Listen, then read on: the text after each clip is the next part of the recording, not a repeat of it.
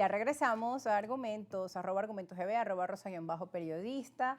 También estas son nuestras cuentas en la red social X, @argumentos_gb. Nos comentabas que en tu cuenta en la red social X, @marciando con X, hay también mucha información. Allí debajo una entrevista donde decías que $250 de salario mínimo es posible si se elimina la corrupción y el gasto inútil, y lo acompaña una gráfica de Bloomberg donde están los salarios mínimos de América Latina y figura Venezuela en el último lugar como el peor Claro, o de sea, no los me refiero a que salarios. se acabe toda la corrupción de todos los sitios ni en todas las partes, pero me refiero a la corrupción grande, a la corrupción masiva.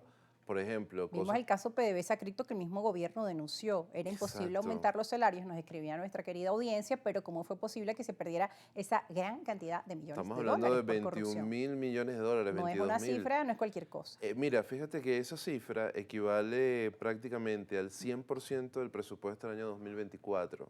Una cosa... 100%, o sea, imagínate que alguien se robe en Estados Unidos el 100% del Y es lo que presupuesto la gente nos pregunta, ¿dónde está ese federal. dinero? ¿Se puede recuperar para las arcas de Venezuela? Claro, Obviamente, o sea... y fíjate que no hay ni una persona enjuiciada por eso. No hay un proceso judicial que diga, mira, esta persona hizo esto, esta persona hizo lo otro. Hay algunas personas detenidas, pero no sabemos quiénes son, ni qué se gastaron, ni dónde está esa plata. Pues esa plata debería recuperarse. En otros países, cuando hay eventos de corrupción, el Estado busca el dinero y trata de rescatarlo. Fíjate que en Perú, por ejemplo, hay presidentes presos por $200.000, Ujú. por $1.000.000. Aquí estamos hablando de 22.000 millones de dólares. Es una cifra, 21, 22.000 millones de dólares, es una cifra alocada.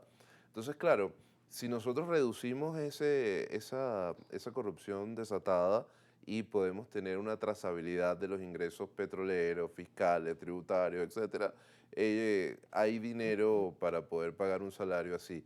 Ese salario tampoco es una exageración. No estamos hablando de llevar el salario a Noruega. En Noruega el salario mínimo no existe como tal, pero lo que más o menos gana una persona que trabaja como obrera en la cosa más sencilla, podemos estar hablando de 3.000 euros. No estamos hablando de eso, estamos hablando de $250. $250 es la mitad del salario de un obrero en Costa Rica. Es la mitad del salario de un trabajador en Uruguay, del salario mínimo en Uruguay, en Costa Rica, en Guatemala, Que en pueden El ganar a veces en Salvador. una semana o en un día, Claro, en algunos países, estamos hablando de una ojo. cifra bastante pequeña. Y Venezuela, aparte de que es un país petrolero y es un país grande, es un país que tiene la presión tributaria, una de las presiones tributarias más grandes del mundo.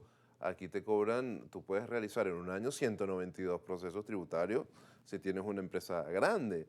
Y pagas IVA, pagas impuestos, pagas un montón de cosas que debería ser que a los trabajadores se les pague un salario decente. Y 250 no es un salario decente. No es Estamos, tampoco. es Ujú. la mitad de la canasta alimentaria familiar. Que ya se consideraría estar en pobreza según los estatutos. Extrema, Ujú. exacto, según pobreza extrema. Entonces, vamos a ser honestos, hay que trabajar este tema con seriedad y abordar esta situación con toda la urgencia que merece. Hay demasiadas personas que están sufriendo Sí. horrores, que no están pudiendo vivir normalmente y que están sacrificándose por nada. En especial nuestra tercera edad, porque digamos el venezolano en líneas generales ha sido resiliente, que no es el deber ser también. Un profesional se dedica todo el día a trabajar en distintos espacios, lugares, a hacer trabajos extras para poder tener un ingreso que les Sí, permita llevar a su familia a un buen colegio, brindar una educación de calidad, para comprar los alimentos de la canasta básica, ni hablar del tema de la salud que muchas veces se queda por fuera. Leí un estudio de data análisis que la gente decía que en caso de ganar más, ¿en qué lo gastaría? Y hablaban del tema de hacerse exámenes médicos, porque asistir a un hospital público, lamentablemente, no te están brindando en la actualidad todos los exámenes, las radiografías, resonancias magnéticas. Tienes que ir a un privado y no está la población con los recursos de hacerse unos chequeos médicos simples, un perfil 20. Tampoco en los trabajos ya se cuenta con seguro privado como en otros tiempos se claro. hacía, ¿no? Son muchas las Sí, situaciones. es lo que te comentaba anteriormente. Una amiga sufrió un caso grave De de una... hipoglucemia, me comentaba fuera de Claro, corte. Ujú. entonces en el hospital no había prácticamente nada, ni una almohada, ni una frazada, ni una manta, no había agua mineral. Entonces había que comprar todo, entonces los familiares estaban corriendo de aquí para allá. tenías que hacer un examen, pero entonces era de noche, entonces ¿quién te lo hace de Ujú. noche? Porque no, a veces no solamente es el dinero, porque entre varios reúnen y hacen, pero es simplemente que la hora y el día y que tú no eres de esa área, tú no sabes realmente dónde es que hacen este examen, dónde Ujú. es que venden esto, entonces mucha Sí, gente, porque toca ser como un especialista en estos temas. A veces te mandan a comprar cosas técnicas, me ha pasado, o una exacto, máquina, no sé, o dónde te haces muy específica. Los un perfil catéter de lipídico. 2.5, una serie de productos y elementos que usan los médicos que no es de nuestro común, pues. Exacto, No entonces es como ¿dónde ir te por un lo Atamel, por haces? ejemplo, un acetaminofén. ¿Dónde lo compras? ¿Dónde lo haces? ¿Dónde lo buscas? ¿A qué hora? Y estás nervioso. Ujú. Y, o sea, es una situación horripilante que pudiera arreglarse.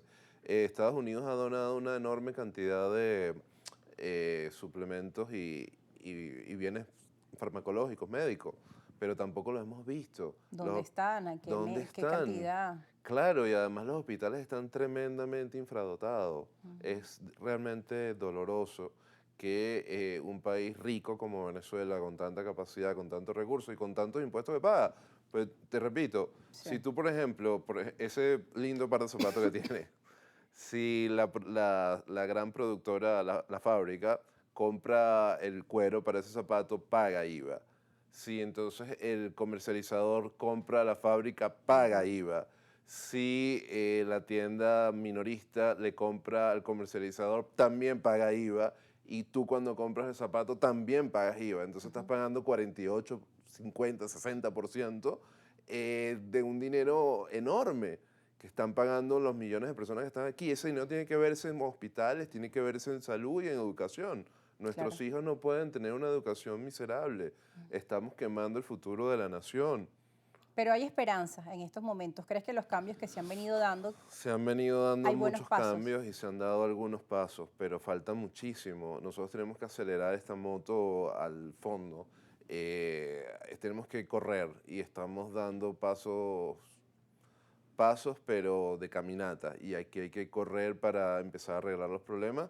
Y eso tiene que ver con la cuestión de las inversiones que hablaste al inicio. Sí, Venezuela se tiene que abrir para un gran proceso de inversión, pero para ello, según lo que dicen los grandes inversionistas del mundo, tiene que haber una estabilidad política. Y esa seguridad jurídica tan seguridad importante. jurídica, exacto. Y eso pasa también por un gobierno que salga de unas elecciones limpias, transparentes y abiertas. El cronograma electoral es esencial. Ahora bien, incluso desde el gobierno de Estados Unidos se ha hablado de un cambio en tres fases. Sí, Hablan primero del periodo de estabilización, correcto, recuperación económica, reconciliación nacional y luego el tema de la transición. correcto. Y muchas veces desde fuera dicen, no, primero es la transición y luego pasar por la recuperación económica. Pero digamos, la población en estos momentos, Ne- más que quien está al cargo o en líneas generales, lo que quieren es también que se resuelva este tema porque la situación es dramática, el tema económico en primer lugar. Exactamente, exactamente. Por ejemplo, la brecha cambiaria. No es posible que no se sepa cuál es el valor realmente que tiene el dólar, que tiene la divisa. Ese es el precio más importante de la economía y no se sabe. Que si Binance, RTN, Crixto, para acá, para allá, te lo vendo a esto, tú me lo compras acá. Entonces los empresarios suben los precios para cuidarse de la brecha. Por ejemplo, en vez de venderte ese zapato en $20, te lo venden en 40 para taparse de la brecha cambiaria que pueda crecer y los bolívares que reciban no compren los dólares para reponer el inventario. Todo eso hay que arreglarlo. Tenemos que ir a la pausa. ¿Cómo Al no? regreso, reflexiones finales de nuestro invitado esta tarde, el Excelente. economista Manuel Sutherland y otras visiones que tenemos acá en el estudio de argumentos. Volveremos con ustedes.